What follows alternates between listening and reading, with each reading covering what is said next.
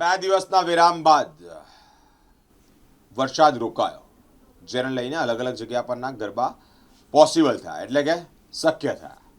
વડોદરા શહેરના પ્રખ્યાત ગરબા એટલે કે યુવે યુનાઇટેડ વે ઓફ બરોડાના ગરબા ગતરોજ 8મા નોરતે એટલે કે અષ્ટમીના દિવસે યુવેના ગરબા ખૂબ સારી રીતે થયા. વડોદરા શહેર મ્યુનિસિપલ કમિશનર અરુણ મહેશ બાબુ વિશેષ ઉપસ્થિત રહ્યા છે, સાથે જ કોર્પોરેટરો પણ ઉપસ્થિત રહ્યા છે. યુવેના ગરબાની મુલાકાત અરુણ મહેશ બાબુ વડોદરા મ્યુનિસિપલ કમિશનરે લીધી છે. આજે યુનાઇટેડ વે ઓફ બરોડાના નિમિત્તે જે નિમંત્રણ હતી જે આરતી માટે અહીંયા પધાર્યા છે. 2 દિવસના ગેપ પછી આજે યુનાઇટેડ વે ઓફ બરોડાની કાર્યક્રમ છે. આપ જોઈ શકો છો કે લગભગ 30,000 પ્લસ લોકો અહીંયા ઉમટી પડ્યા છે અને માતાજીની જે આરતી સાથે અહીંયા અતુલ દાદાનું વોઇસ સાંભળીને લોકો રમવા આવ્યા છે.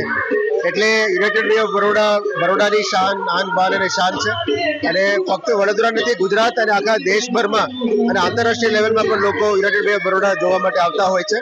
અને આપણે ગુજરાતનું ગૌરવ છે, કલ્ચરલ અને સંસ્કારી નગરીની પણ ગૌરવ યુનાઇટેડ વે ઓફ બરોડા છે. અહીંયા આવવાનો મોકો મળ્યો છે એ બદલ યુનાઇટેડ વે ઓફ બરોડાને આભાર માનું છું. મને કહેવામાં આવ્યું છે આનાથી જે પણ રિસીઝ છે એ સારા કામગીરી માટે એ લોકો ફાળવણી કરવાના છે.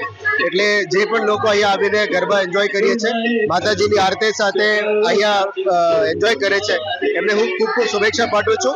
યુનાઇટેડ વે ઓફ ગરબા આવનારા દિવસોમાં પણ આગળ ખૂબ વધે અને એનાથી જે ફાળો છે એ લોકોની યુઝમાં જાય અને સારું કાર્યકૃતિ એમાં જોડાય, એવા મારી શુભેચ્છાઓ હતી.